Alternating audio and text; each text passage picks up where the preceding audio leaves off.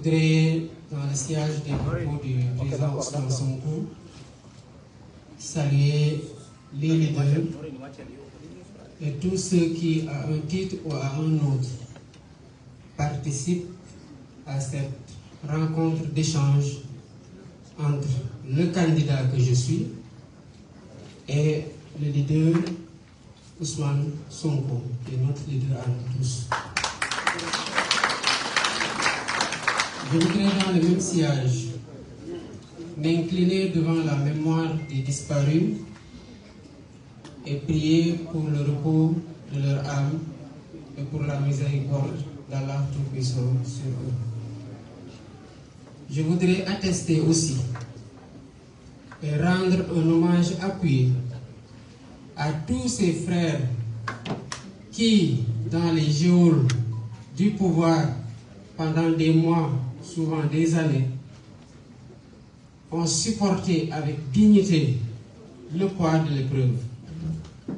J'ai été au Cap Manuel à un moment donné avec 37 co-détenus dits politiques. Beaucoup d'entre eux n'avaient même rien à voir avec les manifestations. Mais c'est par la présence soutenue de PASTEF et de la coalition à leur côté qu'ils ont fini par comprendre en s'intéressant davantage au projet, au leader que nous étions à l'intérieur avec d'autres personnes comme le professeur Cheikh Omar Diagne, et massivement à adhérer au projet de PASTEF en prison. Ces frères et sœurs ont supporté cette épreuve, disais-je tout à l'heure, avec beaucoup de dignité. Et je pense que ceux qui sont allés leur rendre visite régulièrement peuvent aussi, au même titre que nous, en témoigner. Monsieur le Président Ousmane Sonko, je voudrais remercier ceux qui, pendant notre absence, ont tenu la barque de ce projet. Il y a eu la coalition Sonko Président. Il y a eu au fil de l'oppression les leaders autour de la candidature de Ousmane Sonko pour enfin aboutir à la coalition Diomaye Président.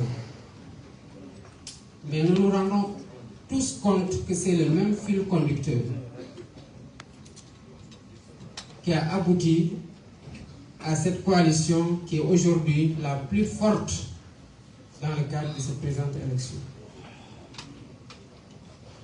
Et je disais ce matin, c'est parce que tous ces patriotes et toutes ces patriotes sont épris d'un Sénégal souverain, juste, prospère dans une Afrique en progrès, que nous nous sommes retrouvés autour de l'essentiel. J'ai rappelé ce matin une discussion que j'ai eue avec le directeur de campagne, Moustapha Mambagirassi, que je félicite pour la coordination remarquable des activités de la coalition. Dans le cadre de la mise en place du directoire, je lui disais que quelles que soient les contingences et les divergences, élevons-nous tous au-dessus de ces contingences et de nos personnes, mais que le Sénégal soit toujours au-dessus de nous. Et c'est ce projet-là qui nous fédère aujourd'hui. Je voudrais les féliciter pour leur engagement constant, leur résilience face à toute forme d'oppression, de diabolisation et de calomnie. Quand il fut peu évident, ils ont été sur les plateaux, ils ont marché, ils ont dénoncé. Et ils ont fait preuve de résilience, mais surtout d'intelligence stratégique pour que la coalition soit aujourd'hui ce qu'elle est, alors même que le candidat déclaré principalement leader, incontesté de l'opposition, et le candidat de substitution était en prison. Je voudrais aussi marquer toute ma compassion à tous ces leaders qui ont pris le temps qu'il fallait pour réfléchir à un programme alternatif aussi, comme nous l'avons fait de notre côté. qui ont sillonné le Sénégal en engageant leur temps, leur énergie et des moyens pour aller présenter leur projet de société aux Sénégalais pour une sanction électorale positive. Que ces leaders-là soient recalés juste parce qu'au sein du Conseil constitutionnel, un informaticien en 3 clics a décidé que votre clé était inexploitable ou que des électeurs qu'on s'est régulièrement inscrits sur le fichier n'y étaient pas, c'est quelque chose de particulièrement écœurant.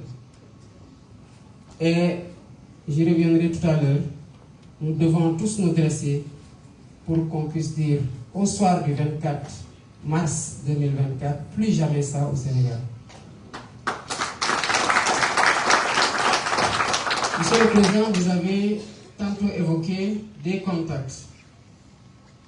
Je ne reviendrai pas sur tout ce que vous avez dit quant à l'importance et la nécessité dans le contexte. Mais je veux juste faire, si je peux les appeler comme ça, une révélation. C'est vrai que je suis peut-être moins taquin que vous, c'est un peu plus autarcique. Je suis quelqu'un de particulièrement raisonné, de particulièrement raisonnable, de particulièrement sensé, de particulièrement réfléchi.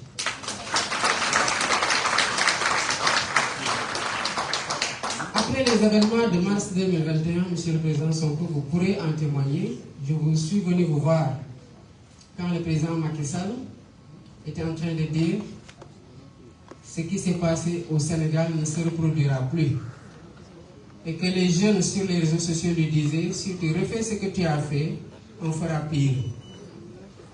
Je suis venu vous dire qu'il faut qu'il y ait des discussions. Vous m'avez dit, mais pourquoi? J'ai dit, parce qu'on ne peut pas continuer à nous regarder en chien de faïence entre Sénégalais et à nous menacer d'une deuxième confrontation. Vous avez aussi, en toute responsabilité, donné votre accord pour que je puisse prendre contact avec quelqu'un de la mouvance présidentielle qu'on pensait être un point d'entrée correct. Le temps qu'on obtienne les contacts et qu'on fixe un rendez-vous, le président Macky Sall, en plein Covid, a décidé d'aller à Kaffrine, répandant en plus le Covid-2, et à Matam, au Fouta, en bastonnant au passage des Sénégalais qui n'avaient le tort que de porter le brassard rouge, en continuant à menacer tout le monde de ses foudres, en continuant à s'armer, en continuant à recruter pour davantage mater. Le résultat, on le connaît. Nous avons considéré que pour discuter, il fallait discuter avec quelqu'un de particulièrement réfléchi, de particulièrement disposé pour pouvoir comprendre pourquoi on cherche à dépasser cette vague dangereuse-là qui allait nous mener forcément aux événements de juin 2023. Malheureusement, on a interrompu les contacts parce qu'il n'y avait pas la réceptivité affichée de l'autre côté. En 2023, j'ai personnellement, parce que j'étais en prison, vous étiez sous blocus. J'ai pris la responsabilité, je vous en ai informé par la suite, de contacter son fils après le discours du 3 juillet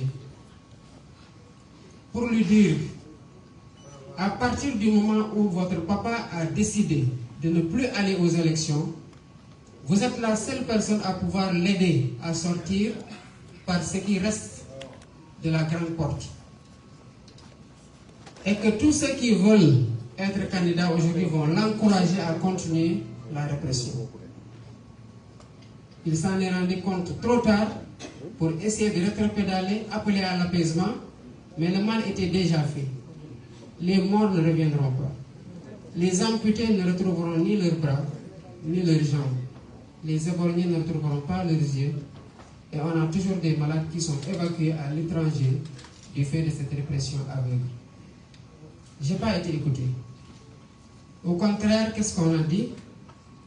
Ils auraient pu négocier quand ils étaient en mars 2021 parce qu'ils étaient en position de force. Mais qu'est-ce que vous avez fait en mars 2021 lors de votre discours du 8 mars? Vous avez dit que le président Macky Sall, il reste 2 ans. Et que ces 2 ans-là, encadrons-le aidons-le à finir et qu'il transmette ce pays-là en paix pour qu'on continue à le travailler.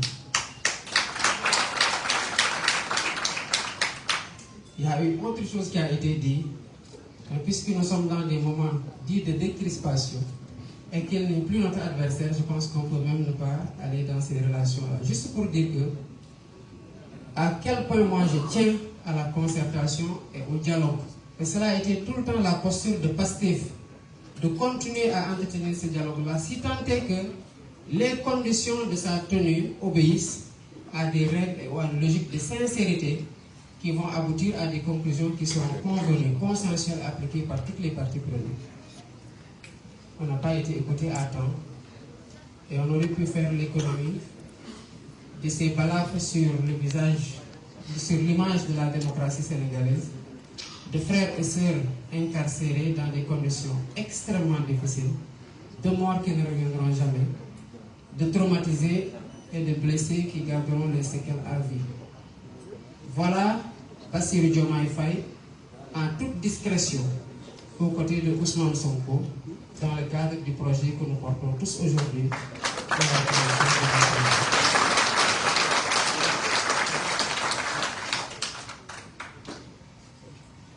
Et pourtant, j'ai fait ça après avoir refusé de prendre le bracelet en prison parce qu'on me l'a proposé. Après 2 mois d'incarcération, ils sont venus me dire, ok, on peut te libérer, mais à condition que tu prennes le bracelet. Je dis que je ne prendrai pas le bracelet. Pourquoi? Parce que je ne peux pas prendre le bracelet. Je n'ai rien fait. Quand vous aurez fini avec votre ingénieur électoral, mais remettez-moi là où vous m'aviez trouvé, à savoir mon bureau à 22h, à des heures d'arrestation illégale. Mais tout ça a été entretenu par des gens à qui ne profitait pas notre candidature. Après s'en être pris au président Ousmane Sonko, ils s'en sont pris à moi. Même dans les chefs d'accusation de jonction de la procédure vous concernant, il y a eu le vol de portable, alors que j'étais en prison.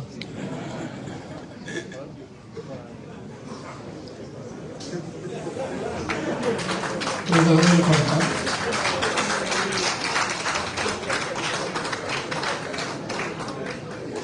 Pour dire à quel point il y a eu de l'acharnement pour que la candidature de Bassirou Diomaye Faye ne passe pas. Mais parfois, certaines personnes sont déroutées quand ils sont confrontés à la logique politique du projet de Pastef qui est incarné par le président Ousmane Sonko. Je le rappelais ce matin au leader, le 7 janvier 2023, vous aviez été le premier, lors d'une réunion à laquelle je n'avais pas participé parce que j'avais un décès, à poser la question du plan B, et c'est le bureau politique qui vous a mis en minorité, raison pour laquelle on n'avait pas débattu de ce point-là, parce que le bureau ne voulait pas encourager le processus de liquidation politique. J'ai rappelé votre formule qui décrit la logique politique dans laquelle vous êtes tout le temps inscrit, à savoir que le Sénégal n'a pas besoin de messies ni de héros, mais d'une masse critique de citoyens qui sont conscients des enjeux.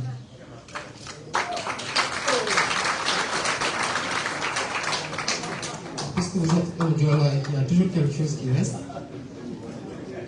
j'ai complété en disant que ces citoyens-là doivent avoir le courage d'agir pour faire changer les choses.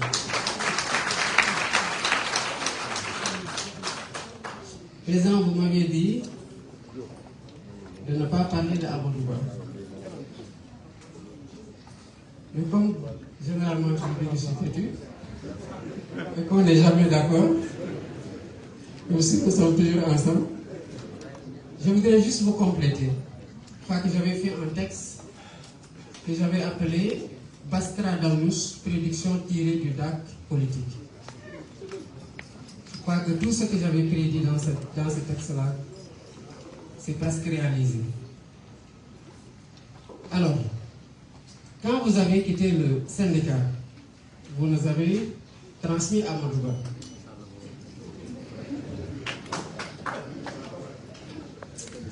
Et de la même façon que vous aviez été cette vigie-là pour réduire à sa plus simple expression la catastrophe qu'il était en train de faire au niveau des impôts et plus tard au niveau du ministère de l'économie et des finances, nous avons continué sur cette perspective, dans cette perspective-là. Et en 2016, vous pourrez toujours vérifier ça, le syndicat autonome des agents des impôts et domaines dans lequel j'étais avec Biram Soleil Diop, les Wale Djoubodjan et Eliman Koui et consorts, a organisé une conférence de presse pour dire basta, ça suffit. Parce qu'à chaque fois que les agents allaient en contrôle fiscal et qu'ils faisaient des redressements à coût de milliards, illégalement, Amadouba a décidé d'une simple lettre en violation des dispositions de la loi qui dit qu'aucune autorité ne peut, sous peine d'en être personnellement responsable, entraver le recouvrement des impôts et droits et taxes de toute nature. Il y a eu la première fois qu'il l'a fait, c'était dans un dossier de cimenterie. Vous aviez même, en tant qu'agent, menacé de porter plainte. Il y a eu un rétropédalage de sa part. En 2016, nous avons dénoncé ça. Nous sommes allés organiser une conférence de presse pour lister tous les dossiers sur lesquels Amadouba avait compromis les intérêts du trésor public et donc des Sénégalais au profit d'entreprises étrangères. Et nous savons tous que cela n'a pas été fait gratuitement. Quand j'ai appris qu'il était impliqué dans des soupçons de corruption et que celui qui l'a fait candidat y a cru, j'ai dit parce qu'il le connaît. Je sais que si c'était moi, Ousmane ne va poser aucun parce qu'il saura que ce n'est pas vrai. Donc c'est parce qu'on sait qu'il est dans ces pratiques-là qu'on a voulu en savoir un peu plus. Et certainement, l'histoire dira ce qu'il en a été un jour. Ces pratiques-là, qu'on a appelées remises gracieuses à l'époque, ont été perpétuées. Et cette année, j'ai dû discuter avec le député Guy Marius Sagna pour qu'il dépose une demande de mise en place d'une commission d'enquête parlementaire autour d'un redressement de 150 milliards qu'ils ont abandonné en ne prenant que 14 milliards. Au même moment, l'ONG africano-américain, si je ne me trompe pas du nom, dénombrait le nombre de morts à la Méditerranée à 6618. On abandonne 14 milliards pour 150 milliards. Et cette pratique-là a été inaugurée, entretenue par Amadouba. Donc cet homme-là, nous le savons très bien. L'expérience de gestion, ok, mais l'expérience d'Amadouba, personnellement, j'en veux pas. Je veux pas d'une expérience de violation des lois, d'une expertise en coup bas, d'une expérience dans les malversations, les détournements. J'en veux pas.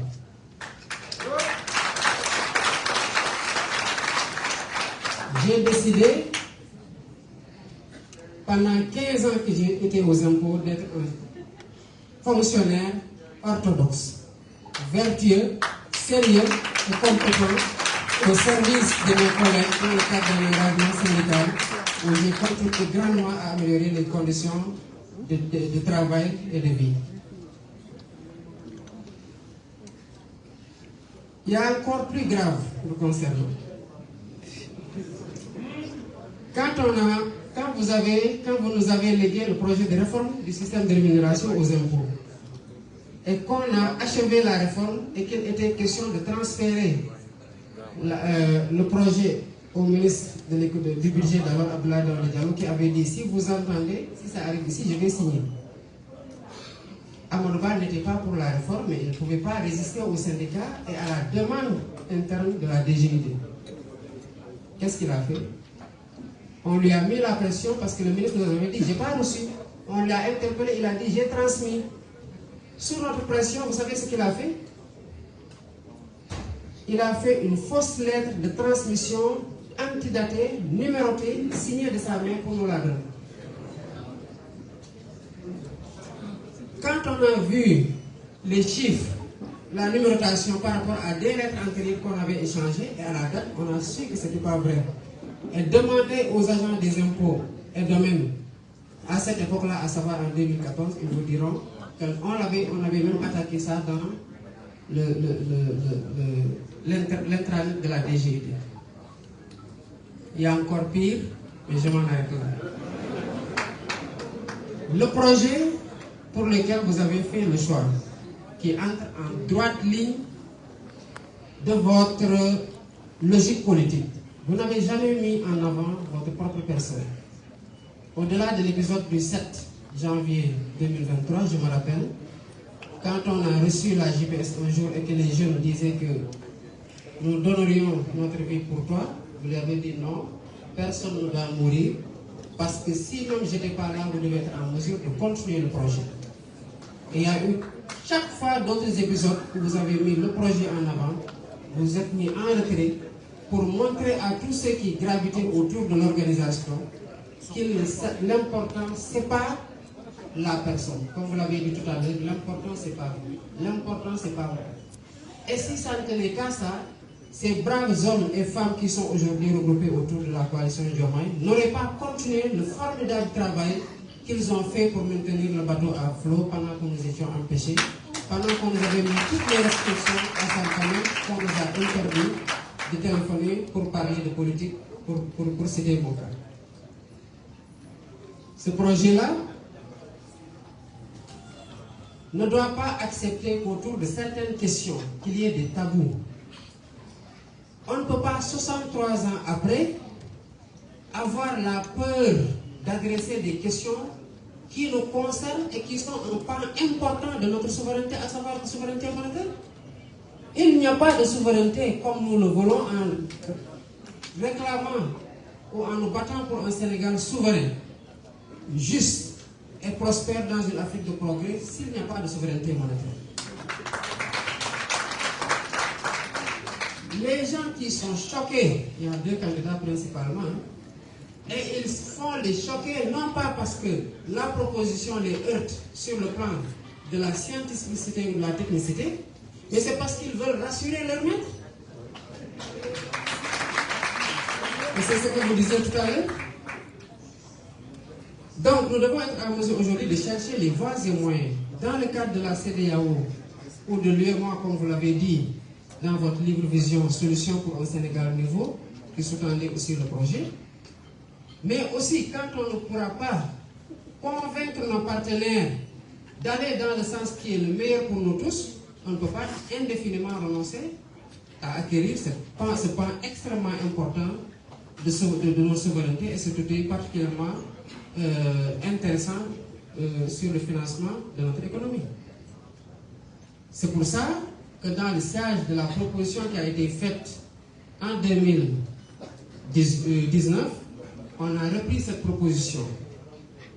Pour ce qui est de la vice-présidence, effectivement, vous l'avez rappelé, moi, c'est hier 14 mars que j'ai fait 11 mois jour pour jour à la prison en détention, parce que j'ai été kidnappé à la sortie de mon bureau à 22h18, illégal d'arrestation.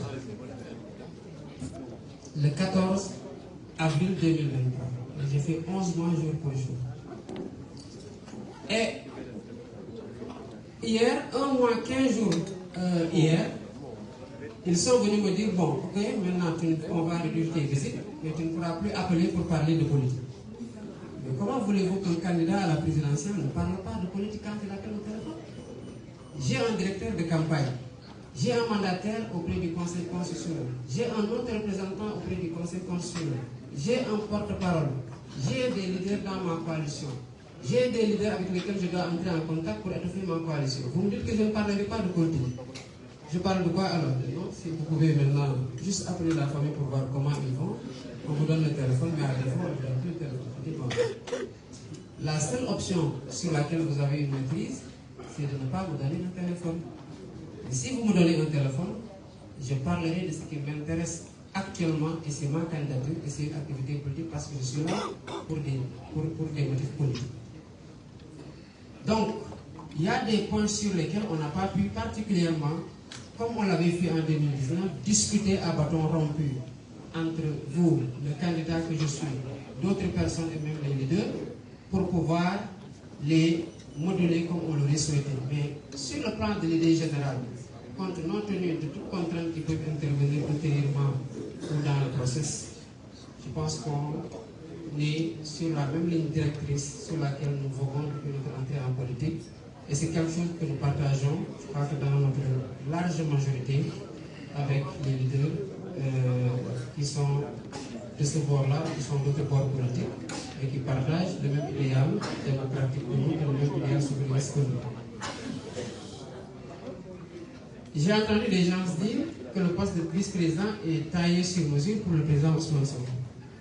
Est-ce qu'ils ont lu vraiment le programme? Parce que le programme dit que le vice-président que nous avons proposé doit être élu en tandem avec le président. Or, là, je ne parle pas que le président soit en tandem avec moi pour être élu. Donc, ça ne peut pas concerner le président quinquennat. Si ça devait entrer en vigueur dans le format proposé, il n'en sera ainsi qu'en 2029.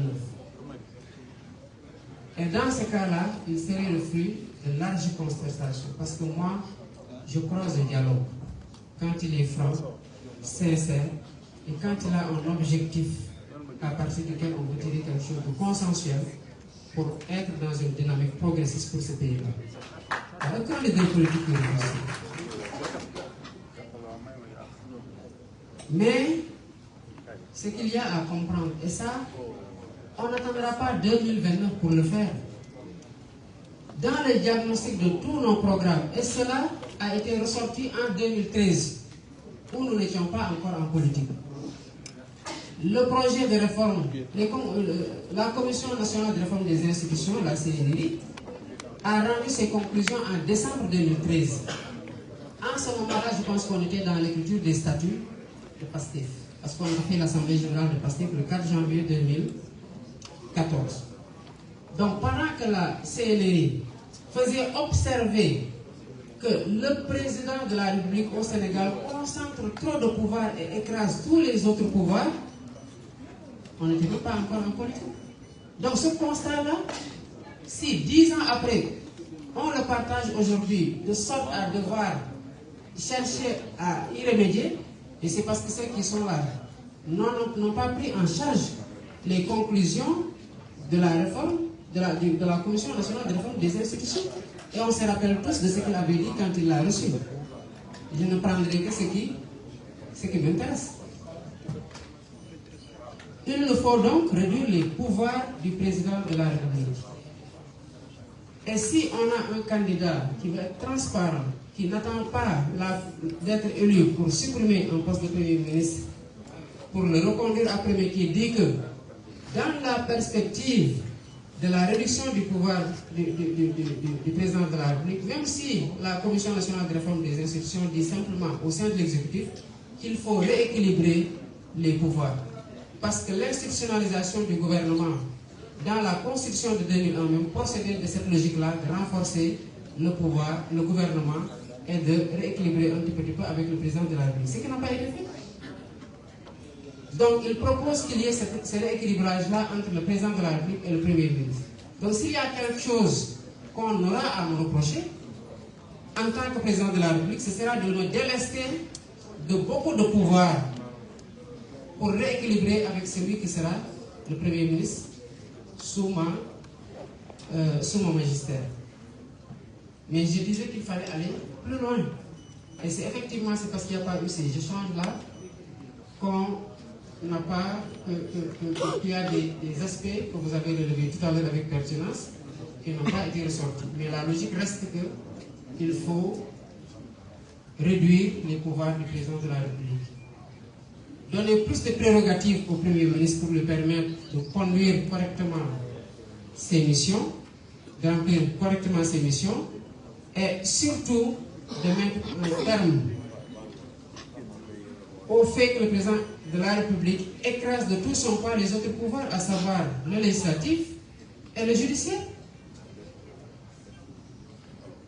Je pense que ces 2 dernières années-là, l'essentiel de tout ce qu'on a connu au Sénégal est dû à des décisions de justice. On en est arrivé même, pour illustrer le fait que le président de la République écrase le judiciaire, que des décisions rendues par des juges ne soient pas appliquées. Parce qu'on était juste dans une logique d'adversité et de liquidation d'un adversaire politique, que le président qui est le patron de l'exécutif et donc de l'administration a dit aux agents de l'administration de ne pas appliquer la décision de justice. Donc, ces faits-là doivent cesser. Et on rendrait un grand service à ce pays-là. On perd beaucoup de vies dans ce pays, beaucoup de blessés, beaucoup de dégâts, beaucoup d'énergie négative, et finalement on est en train de compromettre ce qu'on a de plus sérieux, à savoir la cohésion nationale. Juste parce qu'on veut concentrer plus que ce qu'elle ne peut supporter en termes de pouvoir. Le meilleur service qu'on peut rendre à ce pays-là, c'est de restaurer la dignité de la justice. Le meilleur service qu'on peut rendre à ce pays-là, c'est de rééquilibrer ces pouvoirs-là pour que le Sénégal soit une vraie démocratie. Et je m'engage à ça. Et j'ai lu beaucoup de programmes de candidats qui ne sont finalement pas été pris ou qui sont pris, comme le cas de doyen Habib et du président Cheikh Tidiane Dièye. Nous arrivons tous aux mêmes conclusions et à la même solution, fondamentalement.